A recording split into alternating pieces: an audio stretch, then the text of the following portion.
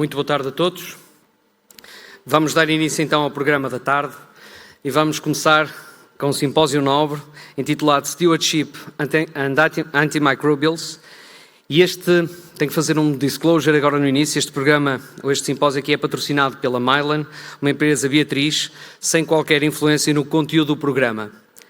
A Beatriz não faz nenhuma reivindicação ou garantia e não é responsável por qualquer informação médica, científica ou outra que possa ser disseminada através do programa ou deste simpósio. E tendo então em conta a temática que nos une aqui e falamos de infecções associadas aos cuidados de saúde, as IACs, e nomeadamente depois aqui a associação que nós temos com uma elevada, se quisermos, associação a níveis de morbilidade e mortalidade, e com números na Europa que são assustadores, responsáveis por cerca de 37 mil mortes por ano, com um impacto económico ao mesmo nível. As estratégias de prevenção e controlo serão as mais eficazes neste caso específico, e nomeadamente da resistência aos antibióticos, e várias estratégias têm sido descritas neste sentido. Podemos nomear a higienização das mãos, a formação, as práticas de limpeza ambientais, intervenções focadas, se quisermos, na mudança de processos culturais, programas de gestão de uso de antibióticos e também, como é óbvio, sistemas de informação de vigilância, monitorização e também apoio à tomada de decisão.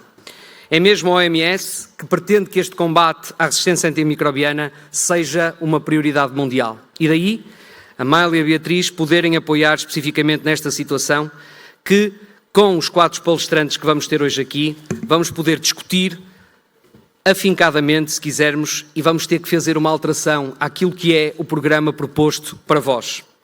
Nós vamos ter 4 palestrantes, se quisermos, conhecidos a nível nacional e internacional, que nos vão trazer 4 temáticas distintas, mas que se interrelacionam. Vamos ter, eu depois passarei a apresentar cada um deles, Nuno Pereira, que vem do Centro Hospitalar e Universitário de São João. Vamos ter Anabela Moura, que também vem do Centro Hospitalar Universitário de São João.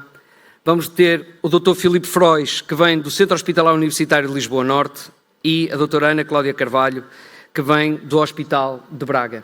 A todos, quem estão aqui presenciais, que vocês conseguem ver, Paulo Alves, Anabela Moura e Ana Cláudia Carvalho, não fossem às vezes confundir com os outros 2 palestrantes, agradecer a quem está em casa e agradecer-vos a vocês, e espero que seja pertinente aquilo que hoje vamos aqui discutir. A divisão vai começar pelo Dr. Nuno Pereira, que nos vai abordar, se quisermos aqui especificamente, a ameaça dos agentes patógenos multiresistentes e os fatores de risco associados à infecção. E vamos começar com ele, passando depois àquilo que é aquilo que é a utilização dos antissépticos e antimicrobianos na área de tratamento de feridas, e aqui a confusão da troca. Teremos só posteriormente o Dr. Filipe Frois, que nos irá abordar os potenciais impactos da pandemia Covid-19 na resistência antimicrobiana, e vamos finalizar com Ana Cláudia Carvalho, que nos vai falar do tratamento de infecções na pele e tecidos moles, as políticas nacionais. Já temos online o Dr. Nuno Pereira ao lado, parece aqui posição anatómica, ao vosso lado esquerdo, e ao nosso lado direito também o Dr. Filipe Frois. O meu obrigado a vocês, e entretanto solicitaria ao Dr. Nuno Pereira que iniciasse a sua apresentação com partilha do ecrã, enquanto eu faço a apresentação formal. Dr. Nuno Pereira é médico especialista em infecciologia, mestrado integrado em Medicina pela Faculdade de Medicina da Universidade do Porto, ainda é assistente hospitalar de infecciologia do Centro Hospitalar de São João, desempenhado funções na Unidade de Prevenção e Controlo de Infecção e Resistência a Antimicrobianos e no Serviço de Doenças Infecciosas deste hospital. É ainda assistente convidado da Faculdade de Medicina da Universidade do Porto e da Faculdade de Medicina Dentária também da mesma universidade. É membro da Direção Nacional do Programa de Prevenção e Controlo de Infecções e Resistência aos Antimicrobianos da DGS, Direção-Geral de Saúde, e é também membro da European Society of Clinical Microbiology and Infectious Diseases, integrando desde 2018 o ESGAP Research Working Group. Dr. Nuno Pereira, o palco, ou se quiser o ecrã é seu. Muito obrigado pela sua colaboração. Obrigado pela apresentação e muito obrigado pelo convite que me foi endereçado, e queria cumprimentar desde já os restantes palestrantes desta mesa redonda. Ora bem, aquilo que me pediram para falar foi de fatores de risco da infecção por patogénios multiresistentes, e eu, antes de ir diretamente aos fatores de risco, que será a segunda parte da minha apresentação, queria dar dois passos atrás. O primeiro passo atrás é porque é que nós estamos a falar de resistências. A abertura desta conferência já nos falou um bocadinho sobre isso, qual é que é o seu impacto, mas eu queria só recordar alguns números porque isso nos ajuda a enquadrar o problema. Portanto, este trabalho relativamente conhecido e que é facilmente encontrado na internet mostra-nos que, se nada fizermos, em 2050 a resistência dos antimicrobianos, lato sensu, poderá representar cerca de 10 milhões de mortes a nível mundial. O que quer dizer que é uma morte a cada 3 segundos que poderá ocorrer. Portanto, é um problema com impacto. Este outro trabalho mostrou-nos também isso de forma clara, desta vez centrado nos dados de 2015 da região económica europeia, que inclui não só países da União Europeia, mas também, por exemplo, a Noruega, e que fala dos tais quase 35 mil mortes atribuíveis a infecções por micro-organismos resistentes aos antibióticos, que para Portugal daria pouco menos de 1.200 doentes, 1.200 óbitos num ano. Da mesma forma, este relatório da OCDE estimou que entre 2015 e 2050 poderão haver 2,4 milhões de mortes só relacionadas com este problema, só na Europa, América do Norte e Austrália, e que tudo isto se associa a um elevado custo social e económico. E, para além disso, mostrou-nos também este relatório que a resistência aos antimicrobianos de segunda e terceira linha será, em 2030, e se nada fizermos, 70% superior àquilo que tínhamos com dados de 2005. De forma importante, e para isto não ser tudo dados relativamente deprimentes, mas para dar algum contexto, este relatório da OCDE também aponta para um conjunto de intervenções que nós podemos fazer em termos de prevenção, e a maior parte delas são bastante simples e baratas e efetivas, e até como já foi falado também na abertura desta mesa redonda, por exemplo, a higiene de mãos, altamente efetiva e bastante barata, por assim dizer. Mas então, passando à resistência aos antimicrobianos, se calhar a primeira questão que nos surge, antes de chegarmos aos fatores de risco, é porque é que há resistência aos antimicrobianos? O que é que faz com que ela aconteça? E eu gosto sempre de voltar a esta definição daquilo que é a epidemiologia, portanto, essencialmente a investigação da ocorrência ou a investigação sobre a ocorrência, e que habitualmente define aquilo que é a relação da ocorrência, em que temos um outcome, que é uma função de vários determinantes. E se nós pensarmos nisto para a resistência aos antimicrobianos, teremos um conjunto de determinantes desta resistência aos antimicrobianos e que estão relativamente bem estudados. Portanto, há um número grande de fatores que podem ser promotores do aparecimento de resistência aos antimicrobianos. Por um lado, a densidade das populações bacterianas que nós temos associadas aos cuidados de saúde. Depois, também, uma adesão inadequada às práticas de controle de infecção. O aumento de populações de elevado risco. Nós sabemos que com o envelhecer da nossa população, com o aparecimento de multipatologia e muitas comorbilidades, nós também temos populações de elevado risco para infecções associadas a cuidados de saúde. Temos, como sabemos, também o excesso de uso ou de utilização de antimicrobianos, quer na agricultura, quer na pecuária. As viagens e o turismo, elas próprias, são um facilitador da disseminação de resistências. Depois, as más condições higiênicas em algumas partes do mundo, muito importante a utilização inapropriada de antimicrobianos na medicina dita humana e o excesso de prescrição, por exemplo, de antimicrobianos de largo espectro. Portanto, tudo isto nos contribui para a resistência a antimicrobianos. Isto é uma outra forma de olharmos para estes determinantes da resistência aos antimicrobianos e que podemos dividi-los em características da população ou dos próprios doentes, fatores relacionados com políticas dos cuidados de saúde e depois também práticas relacionadas com os prescritores e depois a própria ecologia dos patogénios. Esta revisão sistemática que vos apresento procurou tentar perceber qual é que era o impacto, ou qual é que era, mais do que o impacto, qual é que era a magnitude de cada um destes fatores de risco que nós identificamos, ou de cada um destes determinantes que identificamos para a resistência aos antimicrobianos. E dividiu-os em 5 domínios de risco, portanto, coisas relacionadas com a história pessoal do doente, coisas relacionadas com a demografia do doente, fatores relacionados com os próprios cuidados de saúde, depois a utilização de antimicrobianos e fatores da comunidade. E basicamente o que esta revisão sistemática fez foi ver aquilo que estava reportado e o peso de cada um destes fatores. Claramente, aquilo que tem a ver com o reservatório humano da resistência parece ser o mais importante, mas não será de descurar aquilo que é o reservatório animal e aquilo que é o reservatório ambiental. E este diagrama que os autores apresentam tenta demonstrar qual é que é a importância relativa de cada um daquilo que eles chamam os drivers, ou os determinantes, estou eu a chamar, de resistência ao antibiótico. E, como vocês veem, há aqui um grande peso naquilo que é a utilização de antimicrobianos. Está aqui esta bola que vocês conseguem ver aqui no canto superior esquerdo, e dentro disso aquilo que é a utilização prévia de antibióticos. Mas, tendo dado estes 2 passos atrás, vou voltar àquilo que é o tema da apresentação. Portanto, infecção, fatores de risco de infecção com agentes ou patogénios multiresistentes. Se nós olharmos para este outcome, então quando nós pensamos nos determinantes desta relação de ocorrência, aquilo que nós estamos a pensar nos determinantes, estamos a pensar também nos fatores de risco para a infecção com agentes multiresistentes. Claro que a infecção com agentes multiresistentes, como outcome, traz-nos alguns problemas. Portanto, é uma entidade muito abrangente. Portanto, definir fatores de risco para esta entidade fica bastante difícil. Depois, nós sabemos que, para além de ser uma entidade abrangente, vai incluir múltiplos agentes diferentes. E, para além disso, ainda temos aquilo que é muitos trabalhos que analisam não a infecção por agentes multiresistentes, mas a colonização por agentes multiresistentes. Nós sabemos que grande parte das infecções por agentes multiresistentes são aquilo que nós chamamos de endógenas, portanto, elas resultam da própria flora do indivíduo e, portanto, a colonização terá que sempre preceder a infecção, o que nos dificulta ainda mais esta determinação e a valorização dos fatores de risco de agentes multiresistentes. Agora, é obviamente importante conhecermos os fatores de risco. E porquê que é importante? O conhecimento destes fatores de risco pode nos permitir identificar as populações de doentes ou os doentes específicos em quem as estratégias de prevenção e controle de infecção possam ser mais importantes.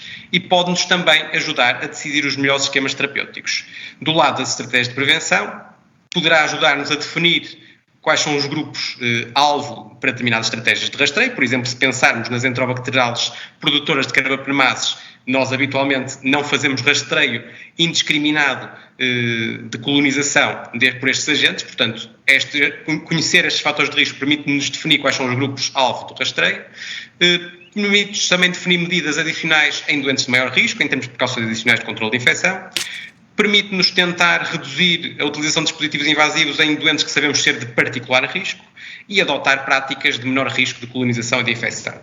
Relativamente à adequação de esquemas terapêuticos, obviamente, se nós conhecemos os fatores de risco e que determinado doente tem determinado fator de risco, nós podemos melhorar o nosso tratamento empírico, podemos reduzir a utilização de esquemas de espectro excessivo e podemos também alterar algumas das classes utilizadas e que se possam associar mais a resistência.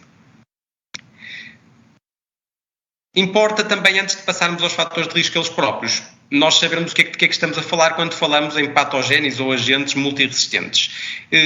A definição mais consensual já começa a ser um bocadinho antiga, de 2012, mas que divide então os micro-organismos em micro-organismos multiresistentes, extensivamente resistentes, ou XDR, e pan-resistentes, os PDR, que estão em baixo. Portanto, um agente é dito multiresistente quando não é sensível a pelo menos um fármaco de 3 ou mais categorias de antimicrobianos a que habitualmente seria sensível.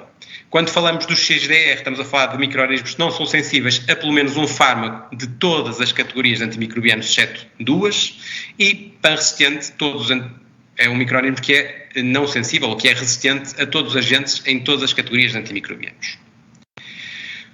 Como vos disse, quando pensamos em fatores de risco para a infecção por agentes multiresistentes, como vos disse, a infecção por agentes multiresistentes é uma entidade bastante heterogénea, que inclui múltiplos agentes e, portanto, eu centrarei agora o resto da minha apresentação em 4 que habitualmente encontramos mais comumente. O Staphylococcus aureus resistente à meticilina, as enterobacteriales ou enterobacteriáceas produtoras de beta-lactamases de espectro estendido, as enterobacteriales resistentes a carbapnemos e a Pseudomonas aeruginosa multiresistente ou extensivamente resistente. Começando, e só por contexto, começando pelo Staphylococcus aureus meticilina resistente, aquilo que nós temos assistido em Portugal relativamente a estes agentes é que nos últimos anos temos vindo a ter uma diminuição de frequência deste agente, portanto temos tido uma trajetória positiva, mas ainda estamos longe daquilo que serão os melhores resultados a nível europeu. E em termos de fatores de risco, eles são vários, e há vários estudos que vocês podem encontrar que identificam fatores de risco para a infecção por Staphylococcus aureus meticilina resistente. Eu trago-vos este. Poderia ter escolhido outros, mas esta é uma revisão sistemática que inclui vários estudos, são 27 estudos incluídos, e que identifica 36 fatores de risco para infecção por Staphylococcus aureus resistente à meticilina. Está aqui a tabela, obviamente não vos vou pedir que a leiam porque ela está pequena e tem os tais 36 fatores, mas centrava aqui alguns. Portanto, para começarem já a ter uma ideia, fator de risco, ter uma admissão hospitalar prévia, ter utilização prévia de antibióticos, ser mais velho, ser do sexo masculino, ter feridas crónicas ou lesões cutâneas, ter doenças crónicas, residir em estruturas residenciais para idosos ou unidades de cuidados continuados e a utilização de dispositivos invasivos. E sublinho estes, porquê? Porque vamos ver que é um tema comum quando estamos a falar de fatores de riscos para cada um dos agentes de que vos vou falar. Ainda no âmbito do MRSA, do Staphylococcus aureus resistente à meticilina, uma outra revisão sistemática e meta-análise que incluiu 16.467 doentes, quase 17.000 doentes, e que identificou como fatores de risco, mais uma vez, a hospitalização nos últimos 24 meses, a admissão em unidade de cuidados continuados nos últimos 18 meses, a utilização de antibióticos, a presença de lesão cutânea, uma intervenção cirúrgica, reparem, nos últimos 60 meses, como fator de risco é 5 anos, o catéter urinário, a admissão em unidade de cuidados intensivos, e a colonização prévia por MRSA. Passando agora às enterobacteriales produtoras da SBL. Este é o nosso panorama naquilo que diz respeito à Escherichia coli resistente ao ceftriaxone, ou às cefalosporinas de terceira geração, melhor dito, e que temos números que poderíamos dizer que são relativamente estáveis. Se olharmos para outra das enterobacteriáceas produtoras da SBL mais importantes, que é a Klebsiella pneumoniae, temos também aqui uma tendência crescente, podemos dizer, nos últimos anos, relativamente à proporção de estirpes que são resistentes às cefalosporinas. E então, e que fatores de risco? Os fatores de risco também são múltiplos e podemos tentar agrupá-los entre fatores de risco que decorrem das características do próprio doente, do seu background ou do seu contexto epidemiológico, da terapêutica ou não recente, da colonização prévia e da presença de dispositivos invasivos. Como veem, aqui muitas coisas que são similares entre o risco de infecção por MRSA e o risco de infecção por estas enterobacteriales produtoras da SBL. E só a título de exemplo, mais uma vez, como veem aqui a idade como fator de risco, a admissão prévia, a hospitalização prolongada, a admissão a cuidados intensivos, utilização de antibióticos, com particular incidência aqui cefalosporinas, quinolonas, carbapnemos, e colonização também prévia, e depois a utilização de dispositivos invasivos. Neste sentido, e também olhando para aquilo que é, para que é que nos servem estes fatores de risco, eles servem-nos também para tentar melhorar a nossa forma de abordagem aos doentes e trago aqui como exemplo, relativamente às enterobacteriales produtoras da SBL, por exemplo, 2 scores de risco que foram criados para tentar determinar qual é o risco de determinado doente que tem uma infecção, que nós já sabemos que tem uma infecção sistémica, tentar perceber se tem ou não um risco elevado de ter esta estirpe e para adequarmos melhor a nossa antibioterapia.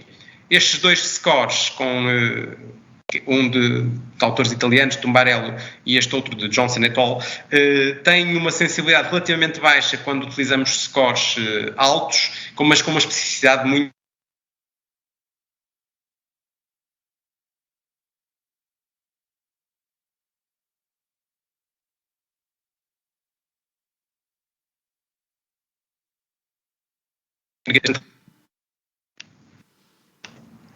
É a ligação lá ou...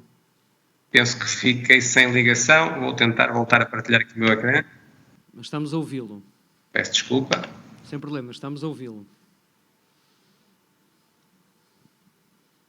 Pode continuar, estamos a ouvi-lo. Obrigado, Dr. Nuno. Ora, voltando então aqui às enterobacteriales, mas agora estamos a falar das resistentes a carbapnemos, aquilo que nós designamos habitualmente por EPCs, que são os produtores de carbapnemases. Aqui está o global das enterobacteriales que são resistentes a carbapnemos. E aquilo que nós temos assistido em Portugal é uma subida que o declive da reta não nos deixa enganar muito, bastante considerável destas estirpes, e que é preocupante porque são estirpes em que temos de facto poucas opções terapêuticas. E assim, a revisão sistemática e meta-análise mais recente que eu encontrei de fatores de risco sobretudo para a Klebsiella pneumoniae, dentro das enterobacteriales resistentes a carbapneus, será aquela que é mais relevante. Encontrei esta, que inclui 32 estudos e que faz duas comparações. Por um lado, compara o risco de infecção com Klebsiella resistente a carbapneus versus doentes que têm infecção com Klebsiella pneumoniae, mas que não é resistente a carbapneus, que é sensível a carbapneus, e faz uma segunda comparação, que é a infecção por Klebsiella versus não existir infecção. E isto dará resultados diferentes, obviamente. Mas, mais uma vez, se olharem para os fatores de risco que foram identificados na comparação 1, portanto, aquela que compara doentes que são resistentes a carbapneus com doentes que têm Klebsiella pneumoniae, mas não resistentes a carbapneus, o que é que nós vemos? Duração de internamento, mais uma vez, hospitalização prévia, admissão a cuidados intensivos, dispositivos invasivos, utilização prévia de antibióticos e utilização prévia, em particular, de carbapneus, aminoclídeos e quinolonas, por exemplo. Se olharmos para a comparação 2, portanto, infecção por estipe resistente a carbapneus versus não ter infecção por estipe resistente, aquilo que nós vemos é, mais uma vez, mantém-se a admissão a unidades de cuidados intensivos, a utilização de dispositivos invasivos e a utilização de antibióticos, em particular, dos carbapneus. Passando para a pseudomonas, também um agente comum e preocupante de infecções associadas aos cuidados de saúde ou infecções nosocomiais.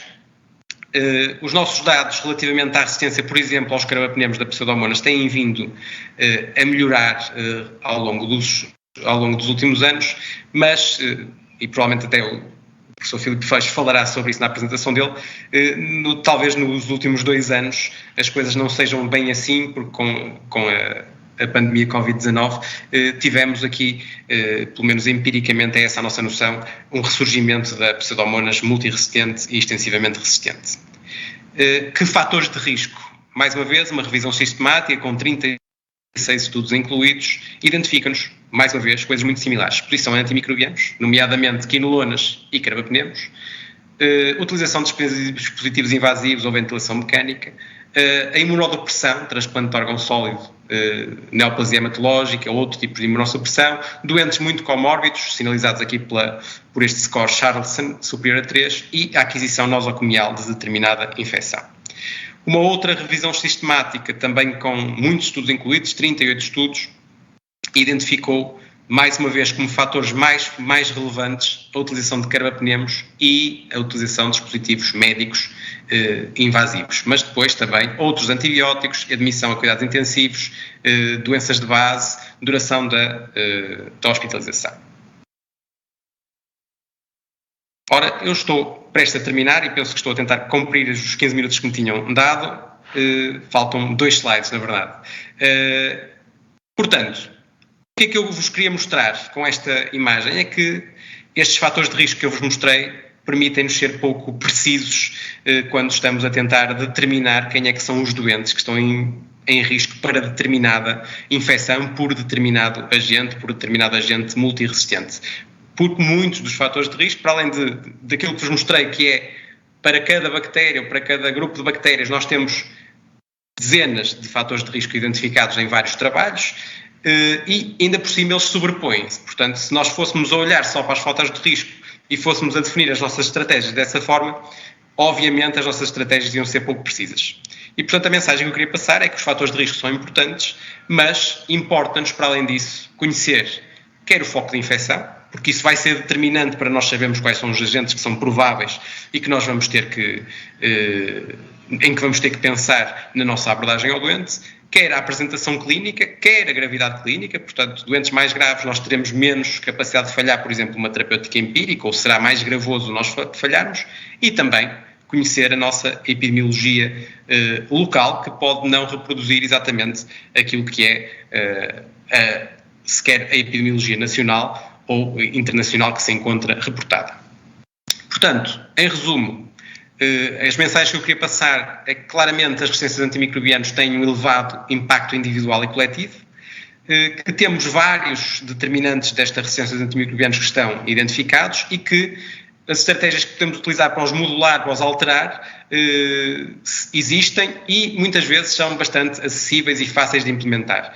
Para além disso, os fatores de risco para a infecção por agentes multiresistentes muitas vezes sobrepõem-se, incluem, por exemplo, e eu destaquei aqui 3, a hospitalização, a utilização de antimicrobianos e dispositivos invasivos e, portanto, tudo aquilo que nós possamos fazer, quer para evitar hospitalizações, quer para evitar ou reduzir a utilização de antimicrobianos, quer para reduzir a exposição a dispositivos invasivos, poderá fazer-nos reduzir ou ter um impacto sobre as resistências a antimicrobianos, e depois que as nossas estratégias devem considerar vários elementos, não só os fatores de risco, que era o motivo que me trazia aqui para esta conversa, mas também outros, porque sob pena de sermos pouco precisos e de sermos pouco úteis só se pensarmos apenas em fatores de risco. E era isto que tinha para dizer-vos, fico à disposição depois para no final responder a questões que possam existir. Muito obrigado.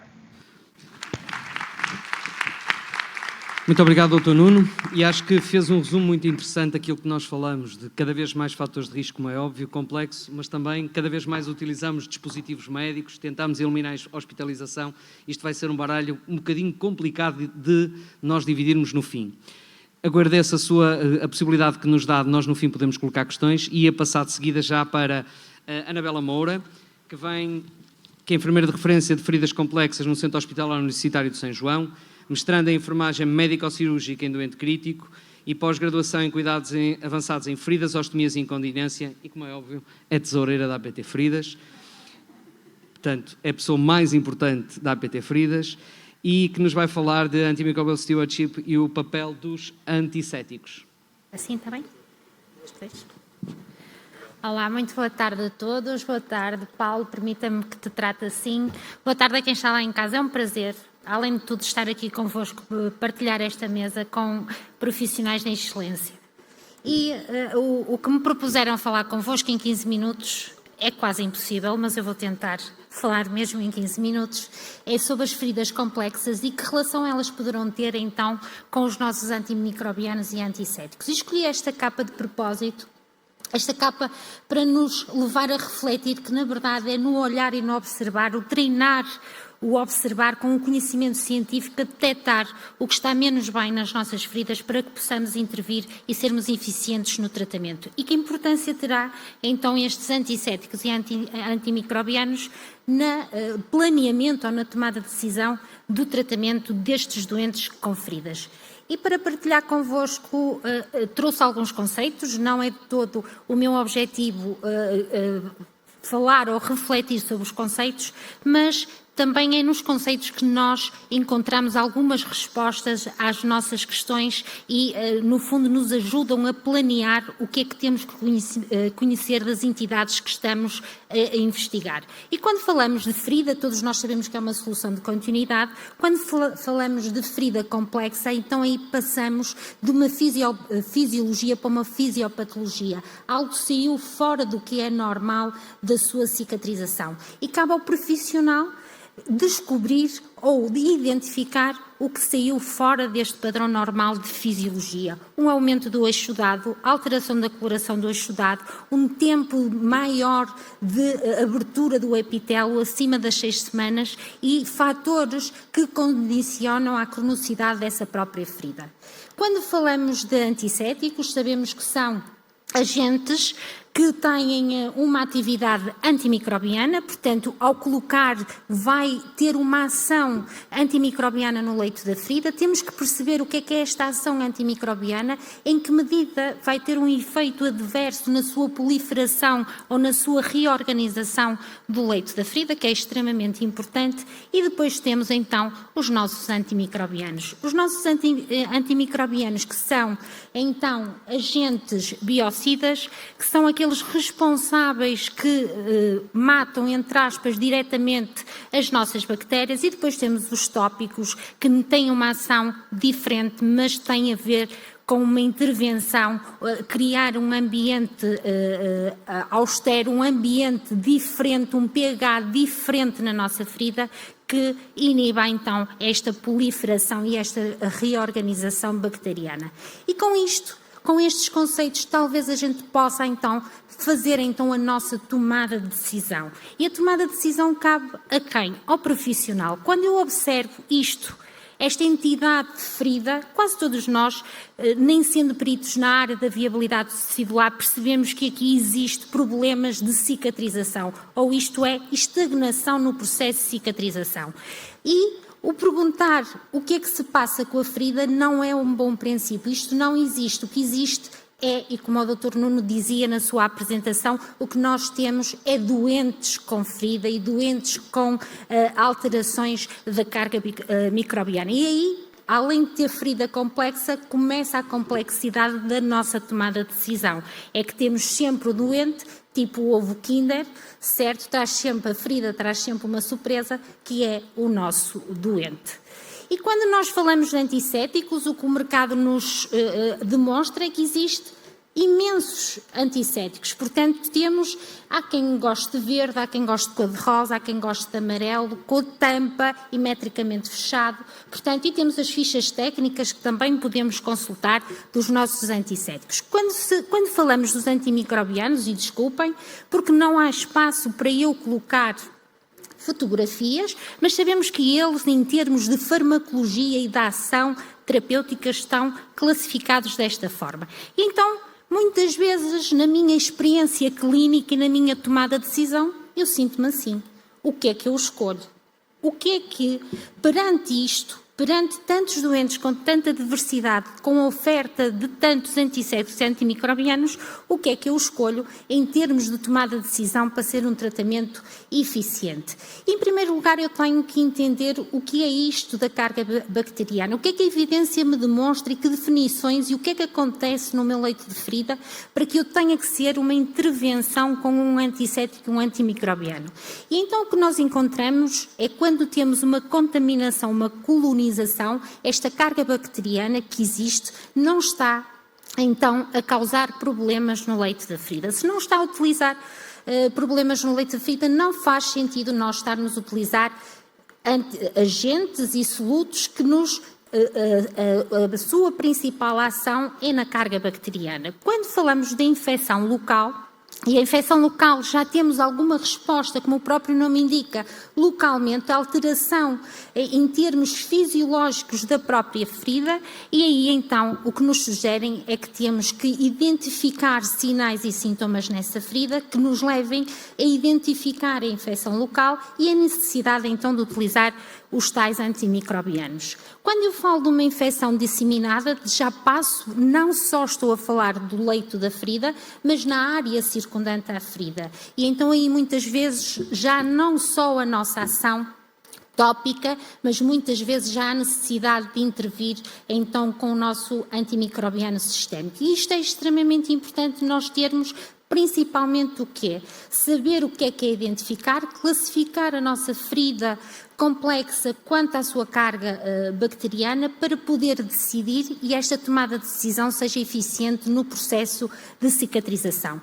E uma máxima que todos devemos levar, e eu faço disto a minha diária na prática clínica, é que a infecção é um diagnóstico de sinais e sintomas. Portanto, cabe-me a mim, enquanto profissional, ter a consciencialização que é necessário recolher da ferida estes sinais e sintomas. Temos vários modelos. O que eu optei é o que mais é usado em peritos de viabilidade tecidular, é o modelo bicompartimental, em que nos ajuda a identificar quais são os sinais e sintomas de presença de infecção e dividi-los entre compartimento superficial e compartimento profundo. Isto é importante porquê? Porque o compartimento profundo, quando eu detecto lesões de satélite, exposição de tecido ósseo, eu posso ponderar a necessidade de introduzir um antimicrobiano sistémico. E estar atento a quê? É que normalmente, quando vocês veem ali aquele sinal de dor, muitas vezes é o primeiro sintoma do doente para identificar que algo não está bem com aquela ferida. Portanto, é extremamente importante nós termos esta consciencialização. E agora só fazer um contexto dos antissépticos e antimicrobianos também é extremamente importante. Os antissépticos a sua história, perderam alguma importância, que estão a ganhá-la outra vez com a descoberta dos antibióticos, as resistências dos antibióticos e as reações de sensibilização, quando aplicadas topicamente, também têm que ser pensadas, está bem? A regra geral, e o que nos diz a evidência, que a regra geral não se deve utilizar antibioterapia tópica no leito das feridas complexas. As feridas com elevado risco de infecção, com colonização crítica ou infecção, deverão ser tratadas, e aqui é extremamente importante, o que a evidência nos demonstra, devem ser tratadas como uma solução antisséptica. As novas soluções que existiram, esta nova geração, o que é que muito bem toleradas, não citotóxicas, atuam de diferente forma, e isso é importante que nós também tenhamos conhecimento, que atuam diferente a nível tópico, a sua ação é completamente diferente da ação do antibiótico sistémico e não são todas iguais. Portanto, precisamos de conhecer então aquela fotografia de imensos antissépticos, nós temos que perceber a ficha técnica, o que é que a evidência e a investigação in vitro e in vivo nos dá para que nós selecionamos adequadamente então este agente. As indicações dos antissépticos, o que é que a evidência me demonstra? Demonstra-me que eu, para selecionar, tenho que ter alguns objetivos. A prevenção diz-nos que devem usar antissépticos para prevenir a infecção em determinadas feridas agudas que são complexas, pelo trauma que sofreram, nomeadamente a mordedura e feridas por arma de fogo. A evidência demonstra que tem melhor outcomes quando utilizamos, então, as tais soluções antissépticas. A prevenção do local cirúrgico, portanto, temos os feixes e temos toda a preparação da pele que está indicada a utilização do antisséptico pré-cirúrgico e deve ser estabelecido com os tempos de atuação do próprio soluto utilizado. A descolonização das feridas com micro-organismos resistentes e de várias drogas também é importante.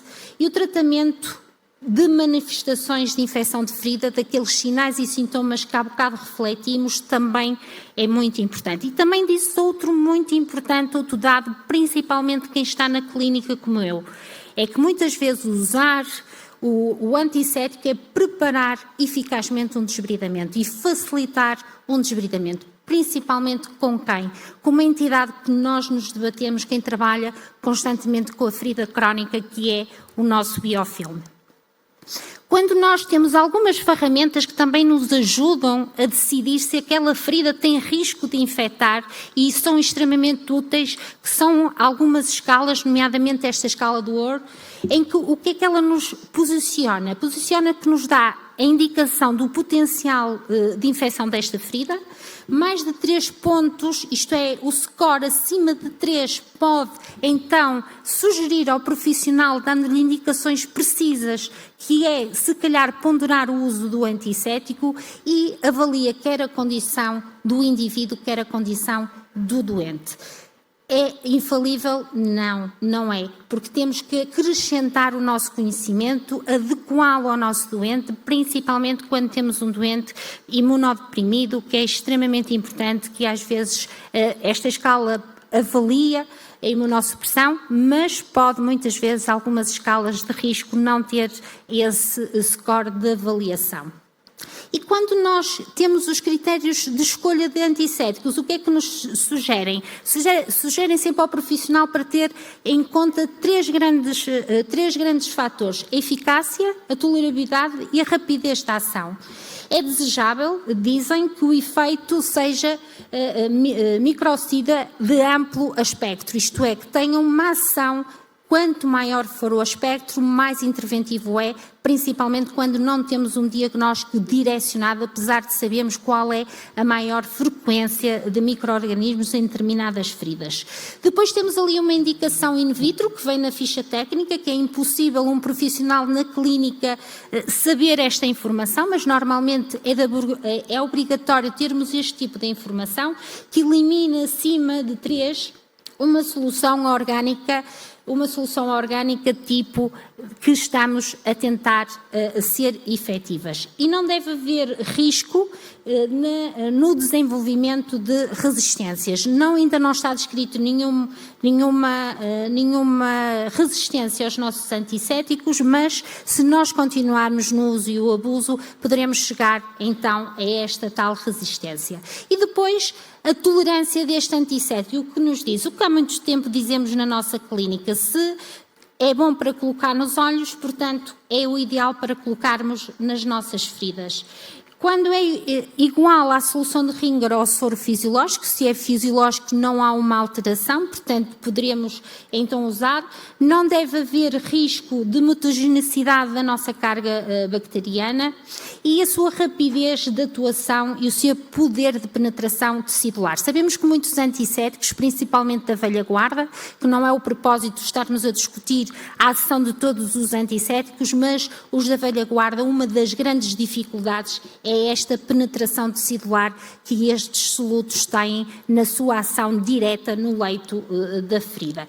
E depois aqui, só para ser muito rapidamente, temos várias comparações, e nomeadamente sempre vem, como são as tabelas de comparação de solutos, vem o nosso soro fisiológico e a nossa água potável, que não tem qualquer característica antisséptica ou antimicrobiana, e tem os vários agentes antissépticos que nós neste momento temos disponíveis. Mas esta tabela eu queria vos chamar a atenção do que é importante, é nós percebermos, quando estamos a falar de ferida complexa, e o que mais nos faz a estagnação do processo de cicatrização ou a não ação depois do nosso material com a ação terapêutica, é esta entidade tridimensional a que chamamos biofilme. E temos que perceber destes antissépticos qual é o mais eficiente em prevenir, em destruir ou até mesmo em retardar a sua reorganização. Isto é extremamente importante nós percebermos isso.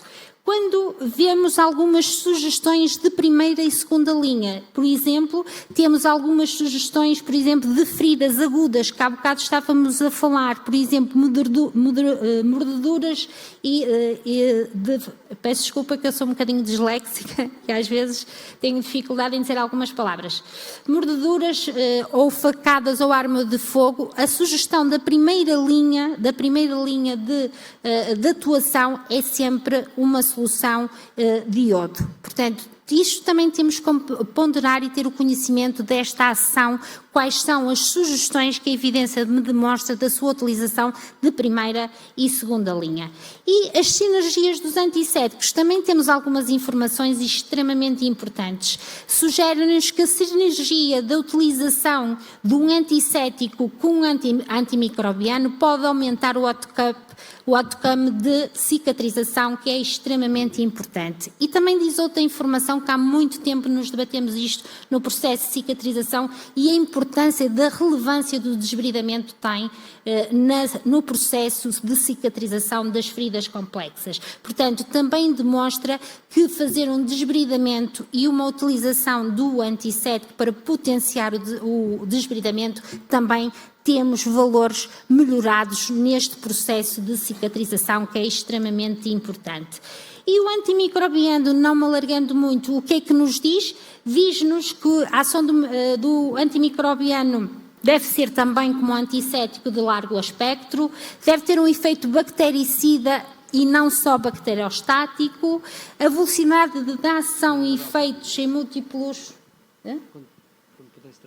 Já estou. A libertação prolongada e a toxicidade deve ser reduzida.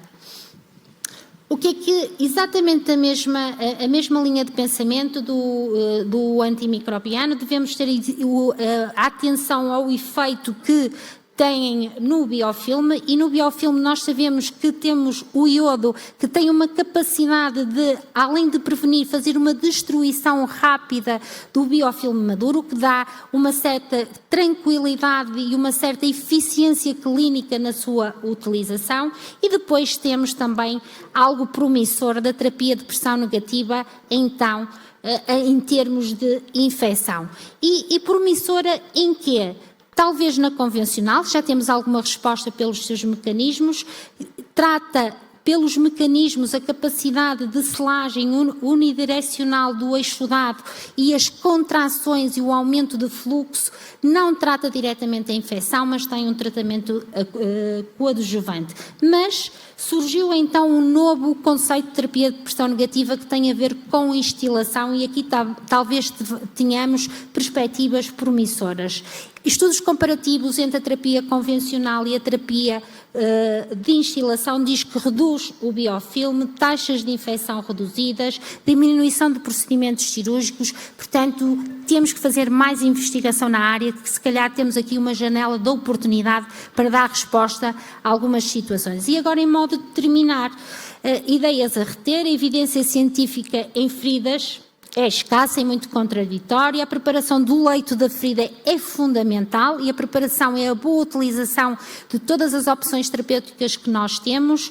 Os antissépticos e os antimicrobianos são imprescindíveis no tratamento de feridas complexas, nomeadamente com a identificação da infecção. Os antibióticos estão associados às resistências microbianas, portanto o seu uso deve ser limitado, e a intervenção dos doentes portadores de feridas complexas deve ser sistematizada e existir um plano de cuidados bem definidos. Obrigada, era isto que eu tinha para vos compartilhar convosco. Muito obrigado, enfermeira Anabela. Eu peço desculpa daqui a um mau moderador a interromper, mas teríamos o Dr. Filipe Frois com uma limitação de horário às 13h15 e daí o meu pedido. Muito obrigado. Dr. Filipe Frois é assistente hospitalar graduado de pneumologia do Centro Hospitalar Universidade de Lisboa Norte. Eu penso que ainda, entretanto, irá entrar online. Doutorado em Saúde Pública, Política, Gestão e Administração da Saúde pela Instituto Nacional de Saúde Pública da Universidade Nova de Lisboa.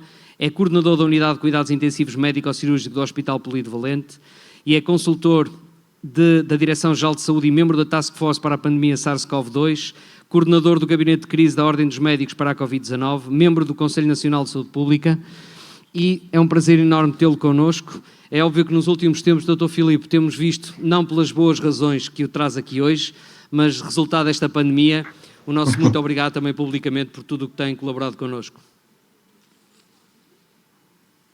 Ora, boa tarde, espero que me estejam a ver e a ouvir. Estão-me a ver e a ouvir. Eu tenho já o meu slide em ecrã, em tela completa.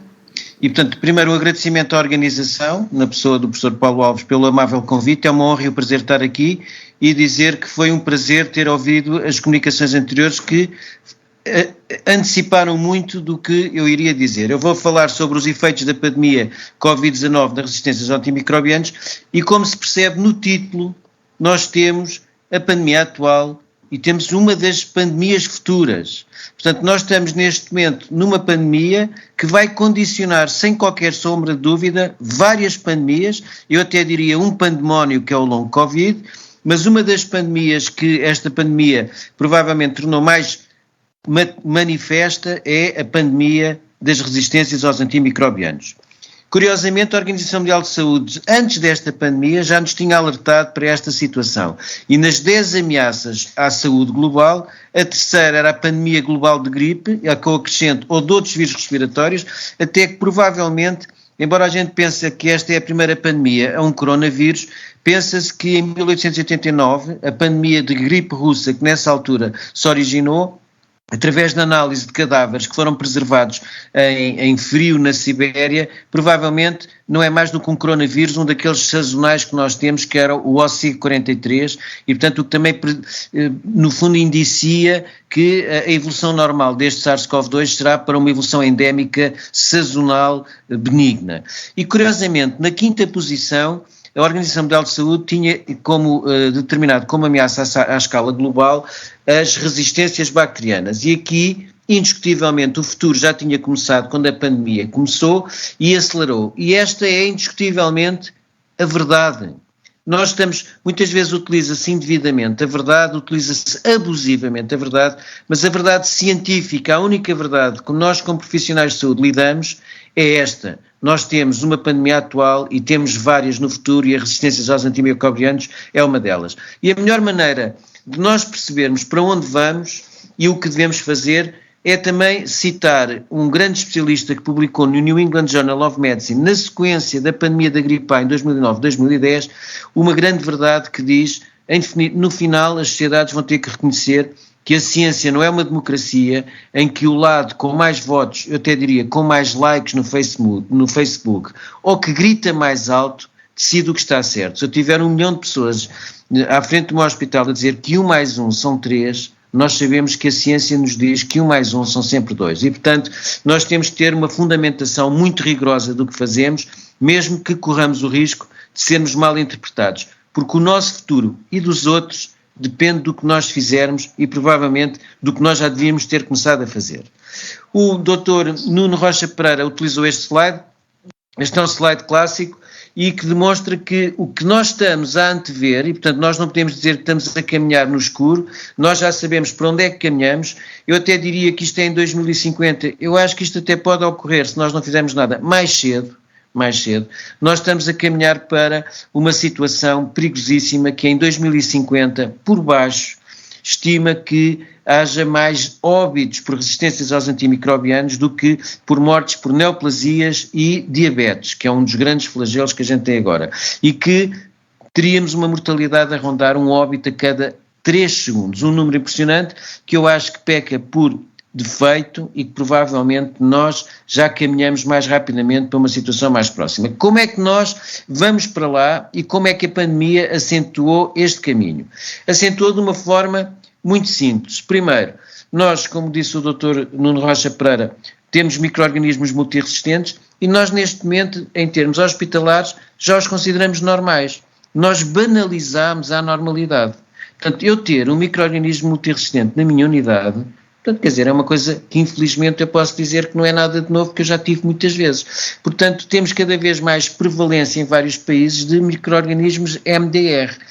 De vez em quando vão desaparecendo os XDR, os extremamente resistentes, com uma emergência crescente, felizmente ainda só em alguns surtos, o controle difícil, terapêuticas limitadas, mas ainda existe, eu também já estive aqui na minha unidade e por acaso tivemos possibilidade ainda de fazer terapêutica, mas a ameaça que paira é do PDR, o Pan-Drug Resistance, que provavelmente significará o início da era pós-antibiótica ou o futuro próximo ou o regresso ao passado, quando nós não tínhamos antibióticos e o que significava em termos de qualidade e quantidade de vida.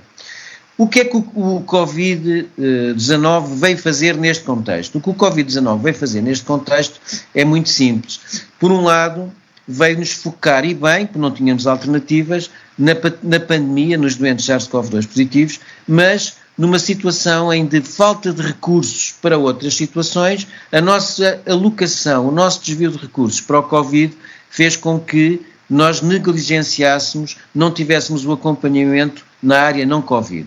É certo que houve medidas boas no conceito da prevenção das resistências aos antimicrobianos, nomeadamente a higienização das mãos, a etiqueta respiratória, a utilização dos equipamentos de proteção individual, as máscaras, o distanciamento social, algum grau de isolamento, de maior isolamento dos doentes, e isto significou que estas medidas de intervenção não farmacológica, em que talvez a máscara seja o protótipo mais fidedigno, tenha condicionado 2 aspectos essenciais com repercussão, que é a menor circulação de outros vírus respiratórios, e em particular o vírus sincicial respiratório e o vírus influenza, e que esta menor circulação destes 2 vírus condicionou indiscutivelmente o menor consumo de antibióticos no ambulatório.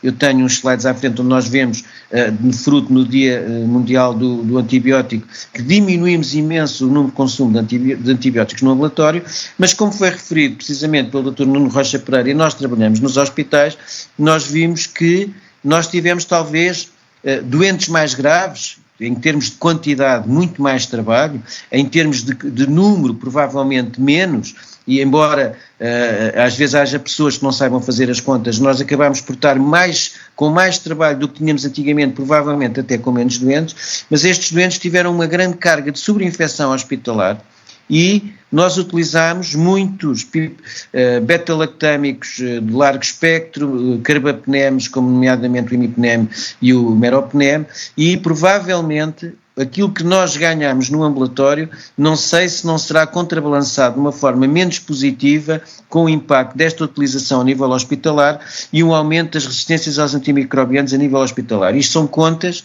de um rosário que será feito nos outros anos. Mas houve um outro aspecto essencial, é que nós tivemos menor monitorização de outras infecções e vigilância epidemiológica. O que é que isto quer dizer na prática?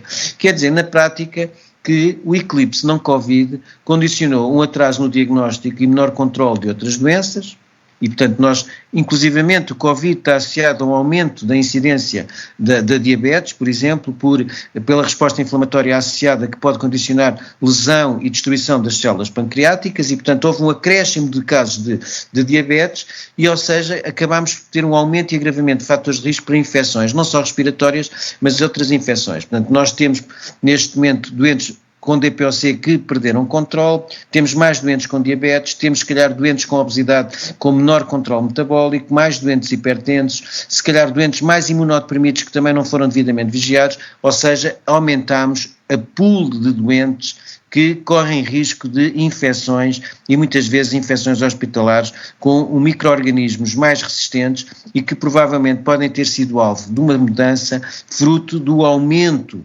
deste consumo de antibióticos em contexto hospitalar de tratamento de Covid. O que é que nós temos de evidência para fundamentar esta decisão?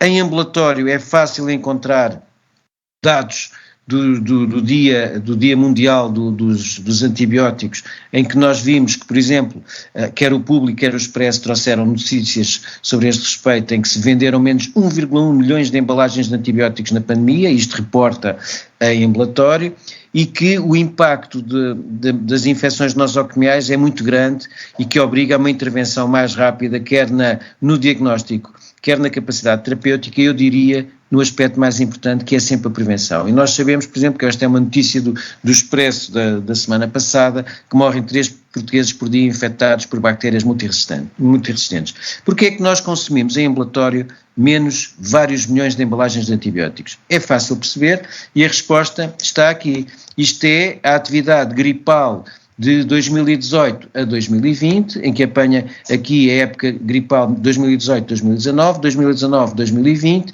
e 2020-2021, como nós vemos, não houve gripe, ou seja, não houve circulação do vírus influenza na comunidade, fruto da eficácia das medidas de intervenção não farmacológica. Portanto, quando as pessoas dizem que as máscaras não funcionam, nós temos um problema, que é explicar que não funcionam quando nós não tivemos gripe.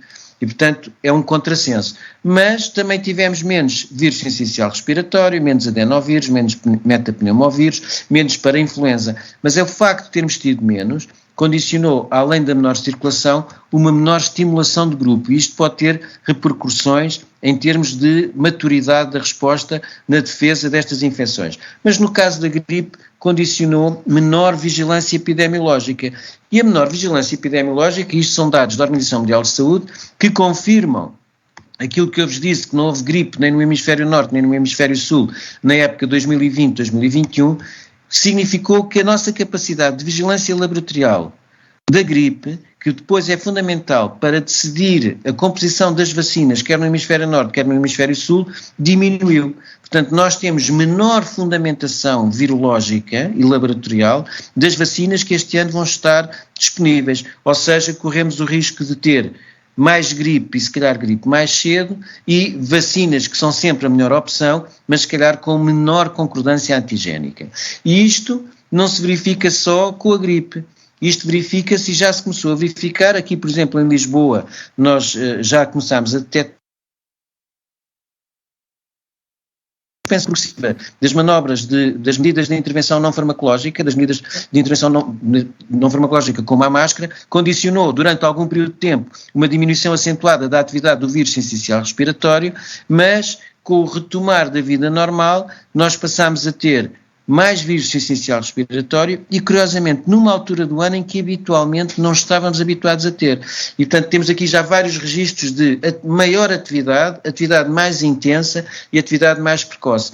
Eu tenho aqui os dados do impacto do vírus sincicial respiratório nos Estados Unidos, em que nós muitas vezes desvalorizamos, mas que vejam, nas crianças com menos de 5 anos, nos Estados Unidos são responsáveis por cerca de 100 a 500 óbitos, e na população sénior com mais de 65 anos, 14 mil óbitos. Eu diria que, grosso modo, em Portugal nós deveríamos esperar, se calhar, cerca de 400 a 500 óbitos por ano na população com mais de 65 anos, por mortalidade associada ao vírus sincicial respiratório, e que muitas vezes é determinada nas curvas do INSA por excesso de mortalidade e atribuída ao influenza, mas provavelmente será o sincicial respiratório. Portanto, será um vírus que nós temos de ter em atenção. Tanto mais que já sabemos agora que ele vem, nesta altura, mais cedo, mais intenso e mais precocemente.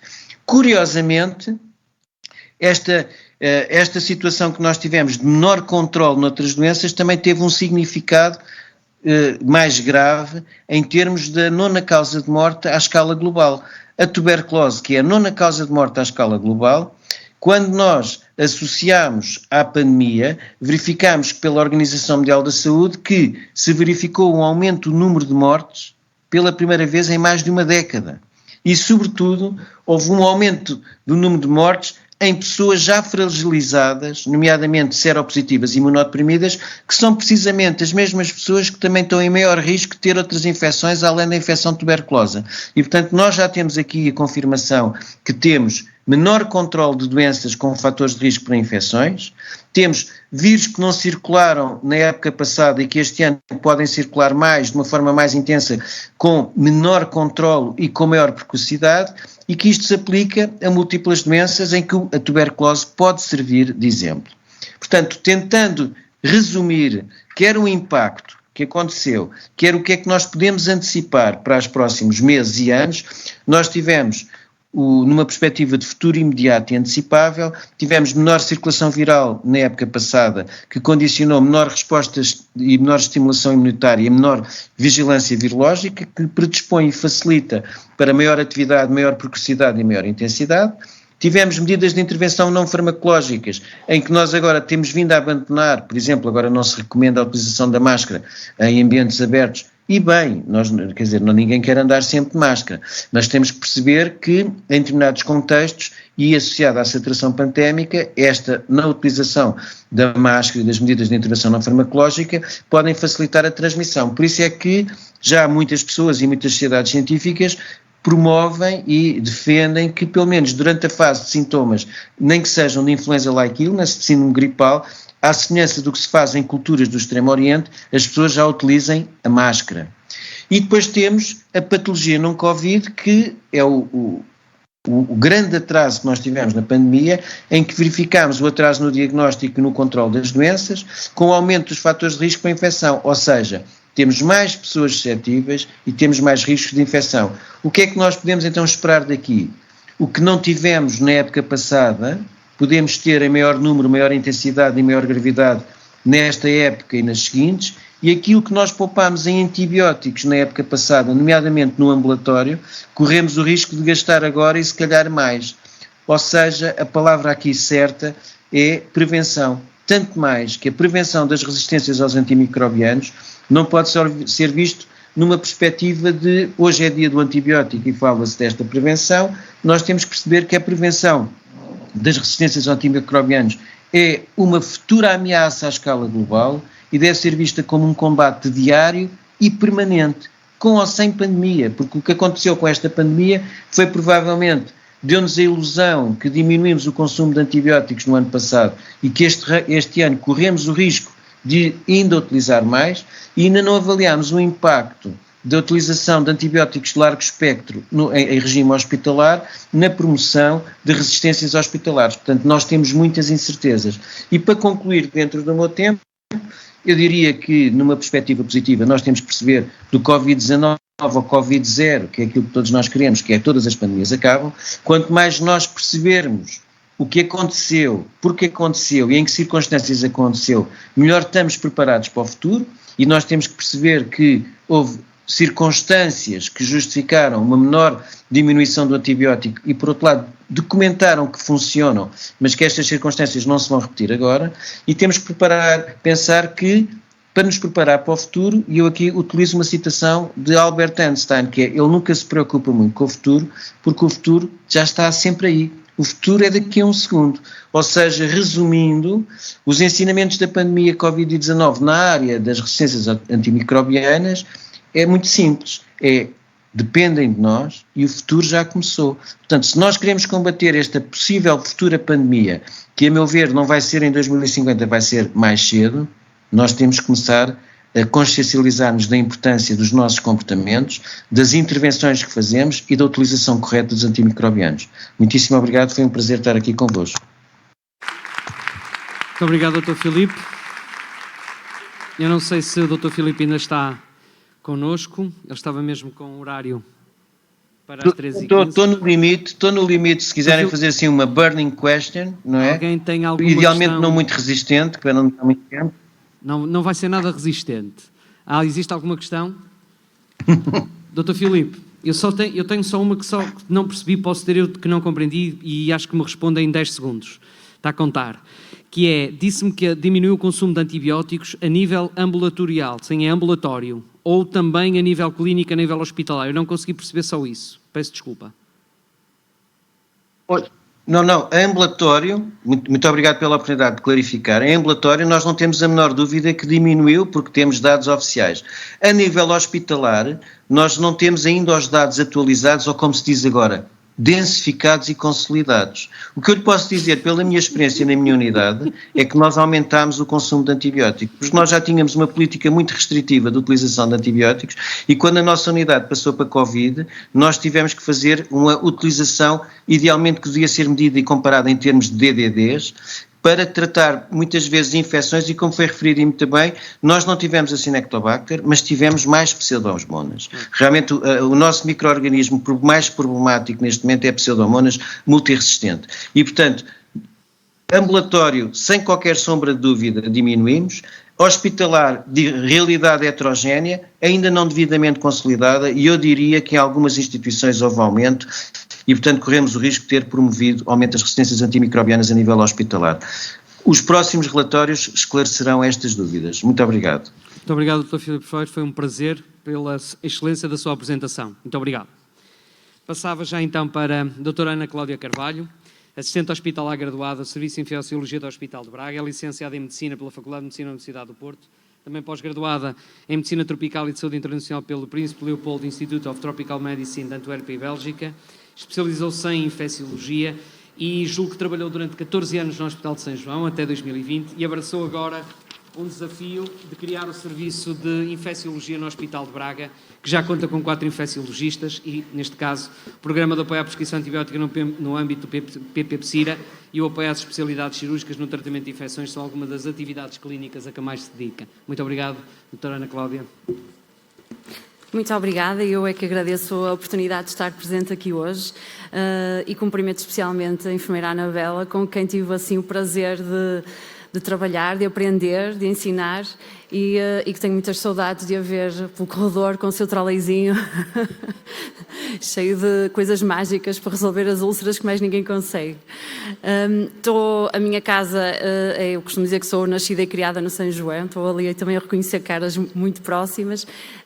Estou agora no Hospital de Braga, mas no fundo cada realidade impõe os seus desafios, mas há aqui pontos e problemas com os quais nos deparamos, independentemente do hospital onde trabalhamos ou do centro de saúde onde realizamos a nossa atividade.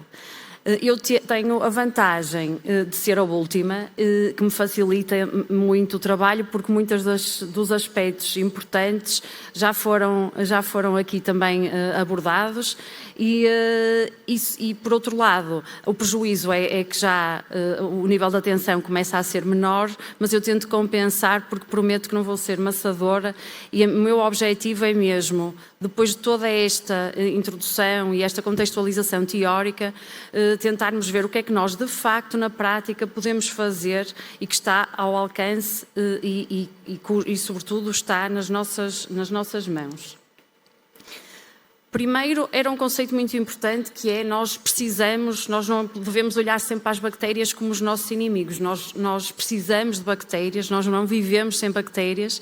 Nós temos mais bactérias do que células humanas no nosso corpo e, portanto, este desequilíbrio da flora ou a presença de uma bactéria fora do seu lugar habitual é que é aquilo que nós não queremos que aconteça e é aquilo que nós devemos procurar resolver.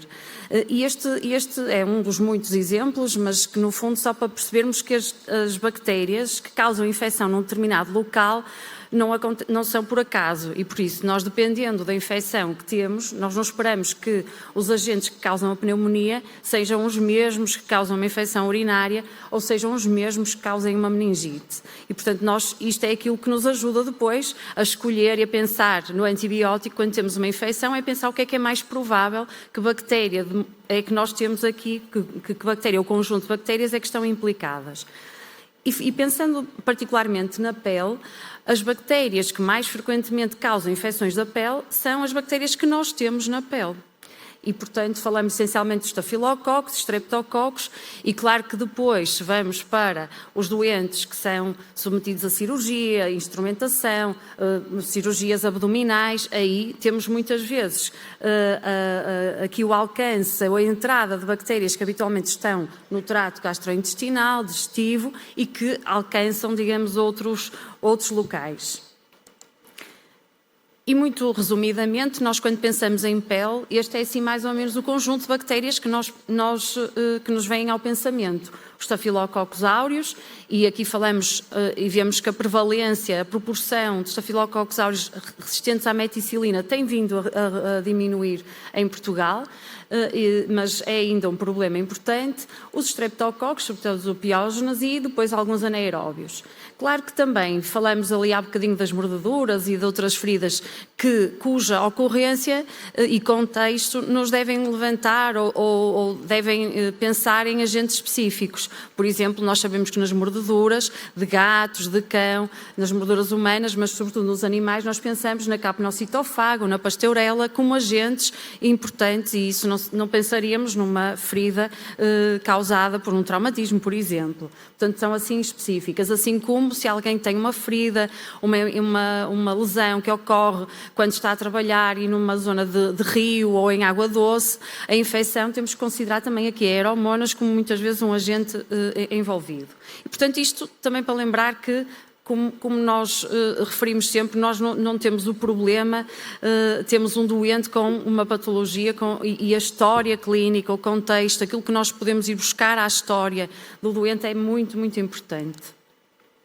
Quando falamos em pele e tecidos, a pele é o nosso maior órgão, e quando falamos na pele e tecidos moles e nas infecções que podem ocorrer, também temos aqui que tentar organizar um bocadinho o nosso pensamento.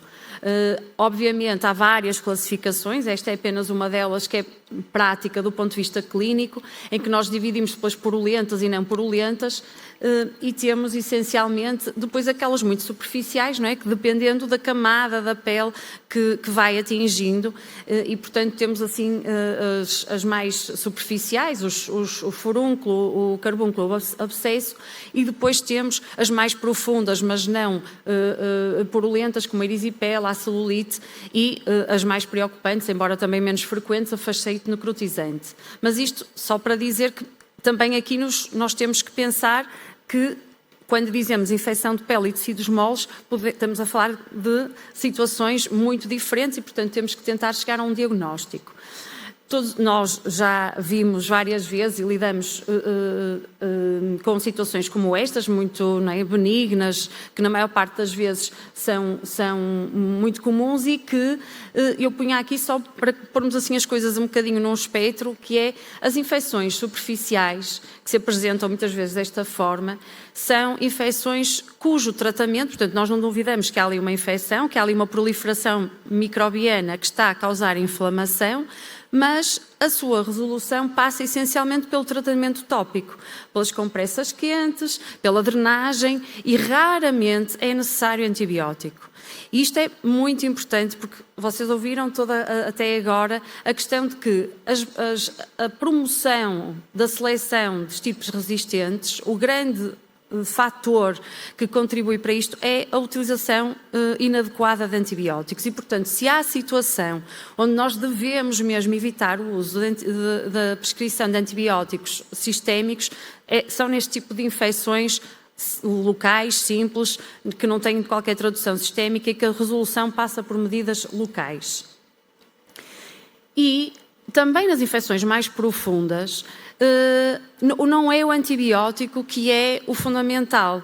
E é muito engraçado, nós temos, e o professor Sarmento também usa muitas vezes esta expressão de dizer quando há uma infecção intraabdominal, um abscesso intraabdominal e nós somos chamados pelos nossos colegas de cirurgia a dar uma opinião, uma ajuda.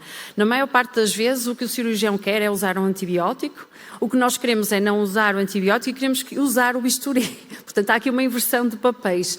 Nós acreditamos muito no controle do foco e o cirurgião às vezes acredita demasiado no poder do antibiótico. Se nós temos um abscesso, se nós temos uma infecção ali coletada, pós-coletado, não adianta usarmos antibiótico, seja que espectro for, porque o tratamento passa essencialmente pelo controle do foco, pela drenagem. E, portanto, muitas vezes a intervenção cirúrgica é mesmo o mais importante e o antibiótico nessas situações de infecções profundas é um adjuvante e isso é muito, muito importante. O desafio que me foi colocado foi procurar orientações nacionais. Eu aqui lamento dizer-vos que vou frustrar um bocadinho as expectativas porque, de facto, não há assim documentos, quando falamos em nacionais, no sentido de terem um chavão assim oficial das grandes organizações nacionais. Há alguns documentos, este é um artigo ou uma revisão que faz parte da sociedade, foi feita pelo grupo de pediatras, portanto do núcleo de infecciologia da Sociedade Portuguesa de Pediatria e que dá algumas orientações sobre como tratar as infecções de pele e tecidos moles, aqui muito orientado obviamente para a população pediátrica. Há também, este é um artigo publicado na Ata Médica já mais recentemente e também no fundo é uma revisão e é em português e com imagens e até também nos ajuda às vezes os diagnósticos diferenciais e particularmente importante porque há, por exemplo, dermatites de contacto, há vasculites, há por vezes outros, até mesmo neoplasias que se apresentam quase, estou a lembrar-me da neoplasia da mama, que é raro, mas aquela descrição típica em casca de laranja, não é, que parece um tumor inflamatório, e, portanto, nem todas as inflamações que nós vemos na pele são infecções e há diagnósticos diferenciais importantes. Por exemplo, a TVP e o diagnóstico, não é, de uma celulite, às vezes é difícil. Mas, portanto, são algumas fontes bibliográficas em português que nós podemos encontrar na literatura. Obviamente que o grande problema e aquele com o qual vocês se deparam na vossa prática clínica, tenho a certeza, independentemente do local onde trabalham, são as úlceras crónicas. E são as úlceras associadas ao doente com insuficiência venosa, as úlceras venosas, ou a doença arterial, o doente diabético, as úlceras de decúbito. E isto eram assim alguns princípios que eu gostava mesmo que ficassem claros para todos. Primeiro, é que todas as feridas crónicas estão colonizadas, portanto nós temos bactérias na pele, vamos ter bactérias, muitas na pele ou na úlcera que temos. Depois, outros conceitos que às vezes existe, que é a úlcera ainda não está infectada, mas se calhar se usamos o antibiótico vamos prevenir que infecte, isto é profundamente errado e é claramente uma das situações onde nós estamos a usar inadequadamente o antibiótico, só estamos a promover a seleção de resistências. Depois esta questão também de que o antibiótico ajuda na cicatrização, ou temos infecção ou não temos, e portanto se não temos uma situação, se não há sinais e sintomas sugestivos de infecção, o antibiótico não vai ser útil e portanto nós temos que reservá-lo sim, para as situações onde a sua ação, a sua atividade nos vai trazer uma mais-valia muito grande. E por isso devemos de facto reservá-lo para as situações em que temos infecção. E a enfermeira Anabela já me facilitou também o trabalho a mostrar aqui quais são os sinais, não é, que nós identificamos. Como é que nós, não é dizer que a ferida tem assim, está com o estado amarelo, não é? Nós temos tecido de granulação e às vezes é muito difícil, e se perguntarmos a 10 pessoas, entre médicos e enfermeiros e com diferentes graus de experiência, de anos de experiência, a impressão que têm sobre a ferida é muito dispar. E, portanto, quais são assim, os principais sinais e sintomas que nós devemos, que nos são mais indicadores de estarmos presente uma infecção? A dor, o mau odor, o rubor e a calor na pele circundante, portanto, esta tal extensão aos tecidos, e a febre, aqui nos casos particularmente mais graves. Mas, portanto, a questão é o que é que nós fazemos, então, na situação em que nós temos uma ferida complexa, uma ferida crónica, e achamos, e temos estes sinais, e portanto temos um diagnóstico, uma suspeita muito forte de infecção. Nós sabemos que o antibiótico pode ser uma ajuda, mas também sabemos que as bactérias implicadas, e então nas infecções, nas úlceras e nas feridas mais, com um tempo mais, uma duração mais prolongada, que já foram manipuladas, que têm cuidados de penso muito tempo, a flora que vamos ter ali já não é só a flora da pele, muitas vezes temos também, então, nas úlceras sagradas, a contaminação pela flora local, portanto, com agentes entéricos do intestino, e por isso vamos ter a probabilidade de ter infecções polimicrobianas e por agentes mais difíceis de tratar. E, portanto, nós aqui temos uma dificuldade que é como é que nós vamos adequar, como é que nós vamos escolher o antibiótico a utilizar quando achamos que estamos perante uma ferida infectada. E aquilo que deve ser feito é obter uma amostra, uma colheita representativa que é feita por biópsia ou por cortagem. E, portanto, se há mensagem que eu queria que todos levassem daqui, desta minha apresentação, é que as zaragatoas são para eliminar como possibilidade ou como ferramenta a utilizar nesta situação. As zaragatoas podem ser úteis para o rastreio de colonização, estado portador da MRSA, que nós fazemos, ou de colonização por uma enterobacteriácea produtora de carbapenemáceos, como fazemos no rastreio das ditas KPC, que são só, digamos, a espécie mais frequente em Portugal destas bactérias. Mas, de resto, e até para vos dizer que há laboratórios, e bem, de microbiologia, que não aceitam zaragatoas de pele. Não aceitam. E a pergunta é, mas porquê? Não tem lá bactérias quando nós fazemos esfregamos um bocadinho no leito? Tem.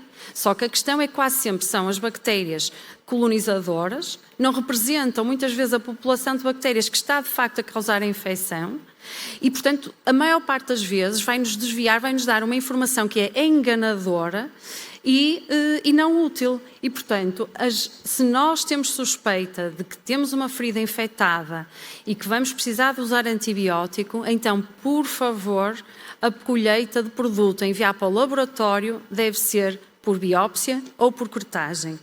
E deve ser feita depois de muito bem limpa a ferida.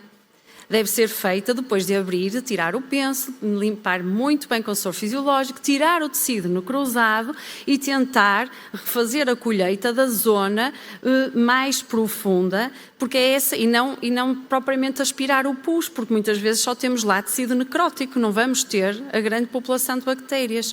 E por isso é muito, muito, muito importante que resistam à ideia de... eu sei que aqui é muito difícil porque há muitas prescrições de zaragatoas, mas precisamos todos de tentar fazer este caminho difícil, mas que é seguramente muito necessário, de evitar de todo a utilização das zaragatoas como diagnóstico de agentes de infecção de pele e tecidos moles. Para além do MRSA, há uma situação outra que nós às vezes usamos, mas, por exemplo, na varicela ou nos herpes disseminados, pode ser feito para pesquisa por PCR de uma vesículazinha e podemos fazer, mas é mesmo excepcional. As zaragatoas, para aquilo que estamos a falar, são de diagnóstico de infecção e de tentativa de identificação das bactérias nas feridas complexas, é mesmo para banir.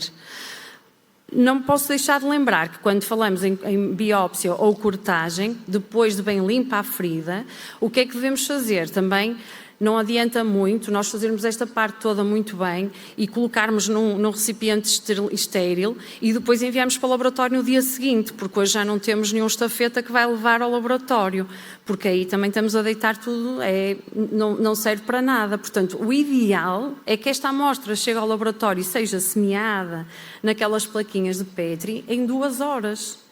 E, portanto, se nós não fazemos isto, assim como no bloco, olhem-se às vezes é uma dor de alma, ir ao bloco, colher produtos de colheita difícil e depois ficam no bloco e no dia seguinte ainda nada entrou no laboratório. É mesmo tentarmos evitar que isto aconteça. E por isso, estas são orientações nacionais, não são portuguesas, mas são americanas, mas são umas orientações oficiais de um documento que está muito detalhado sobre como se devem fazer a colheita de produtos. E, nomeadamente, para o diagnóstico de infecção de pele e tecidos moles, está muito claro que a colheita de pus por si, ou então esta zaragatoa da superfície, não é inadequada e não deve ser mesmo realizada.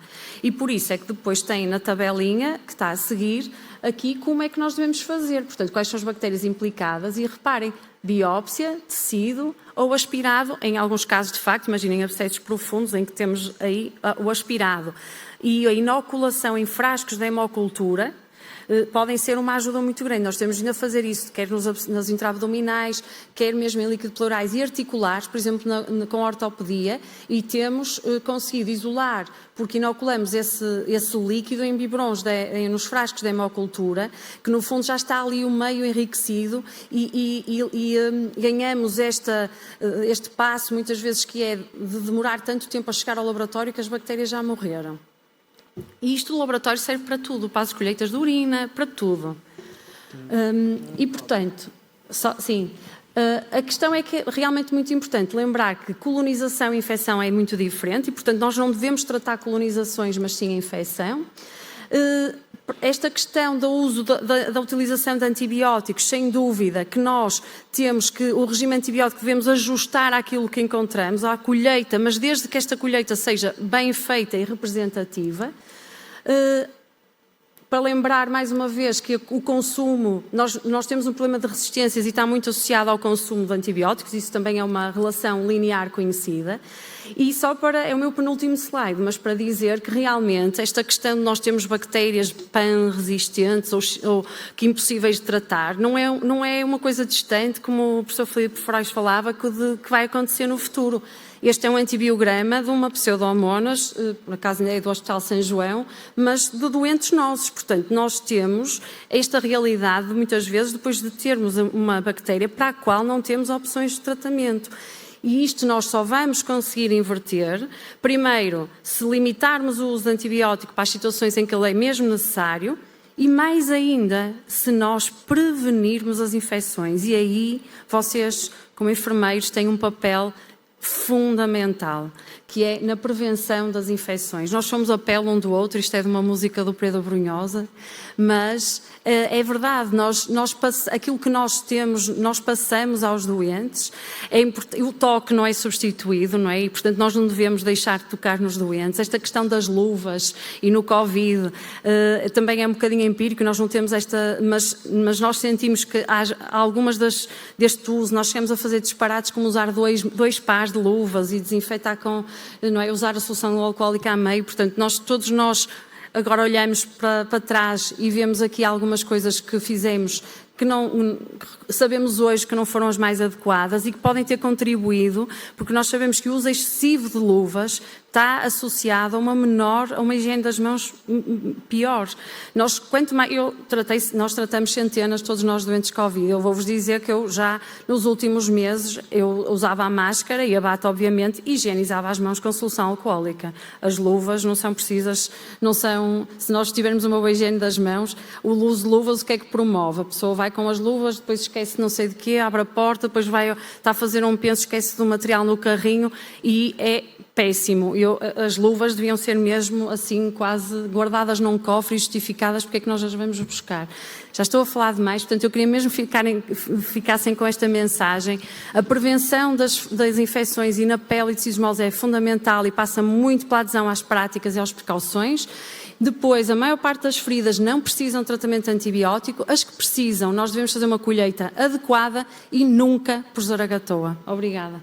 Muito obrigado. A doutora Cláudia Carvalho, pela excelente apresentação.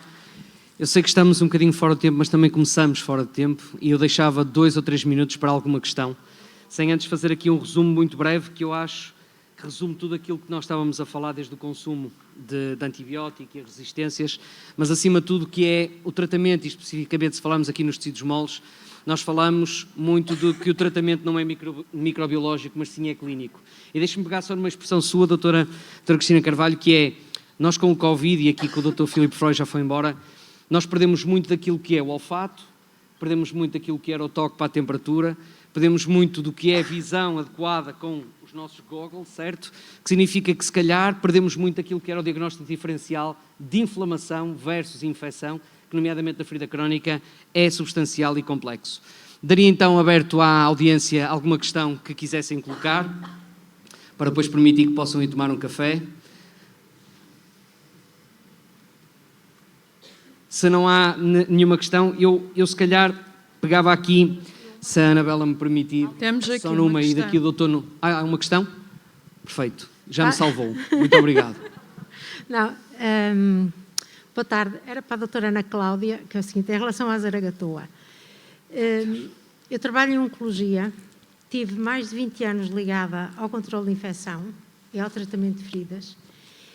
Efetivamente, eu fiz muitas colheitas por zaragatoa, só que assim, acho que elas têm que ser bem feitas, a pele tem que ser bem preparada. Nunca me levou a diagnósticos falsos à partida, porque nós fizemos, foi sempre de acordo com o laboratório, trabalhei sempre muito de perto com o laboratório da microbiologia.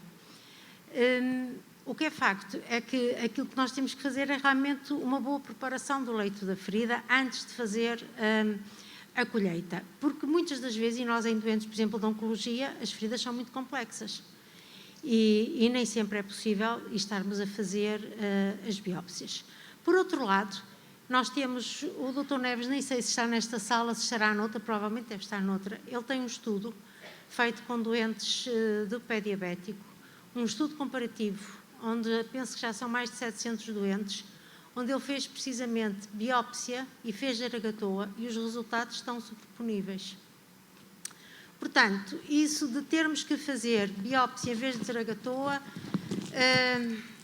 não concordo muito. Acho que depende muito da prática, porque efetivamente o que eu vejo é que no tratamento das feridas também depende muito de como se lava uma ferida, de como se prepara um leito da ferida, por outro lado, de como se prepara um leito para fazer uma colheita, nomeadamente uma zaragatoa. Muito obrigado. Muito obrigada pela sua questão. As zaragatoas, isto não sou eu que digo, esta questão das zaragatoas não é uma opinião pessoal, mas eu percebo o apontamento que faz, mas queria lembrar que a questão, a biópsia ou a cortagem, apesar de tudo, é mais simples, é menos invasiva e, portanto, é uma alternativa à biópsia que também, apesar de tudo, tem muito mais rentabilidade. E, portanto, a questão é que, independentemente de estar demonstrado que nas zaragatoas, e porque muitas vezes são de facto efetuadas de uma forma incorreta, vamos ter, sobretudo, o isolamento de agentes que estão a colonizar, mas também é verdade que a quantidade de inóculo, a matéria que nós temos para depois no laboratório observar e a amostra, não tem a quantidade de bactérias que nós podemos transportar, digamos assim, numa zaragatoa ou numa amostra feita por cureta é muito diferente.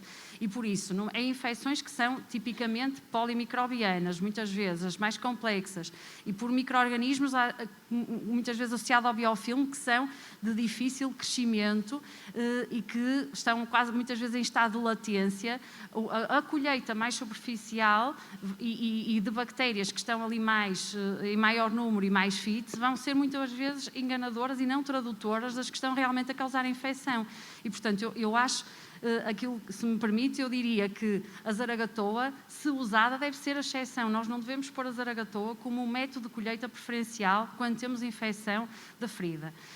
Não estou a dizer que nunca, é óbvio, isso na medicina nós sabemos que há situações em que se não pudermos ter outra forma e tendo em conta estes cuidados todos pode vir a ser útil, mas não é de todo aquilo que deve ser entendido como uma forma de colheita recomendada e universal. Muito obrigada. Muito obrigado. Não havendo mais questões, foi um prazer, uma honra e poder partilhar com vocês e com os palestrantes. Dr. Nuno Rocha Pereira, permita-me agradecer virtualmente e também com a dimensão de cerca de mais de 200 ou 300 pessoas que estão online, para lhe agradecer o tempo, a disponibilidade e a qualidade da apresentação. Nosso muito obrigado. Às duas palestrantes, às duas senhoras, muito obrigado. E a vocês, intervalo, encontramos-nos daqui a mais ou menos 15 minutos. Muito obrigado a todos.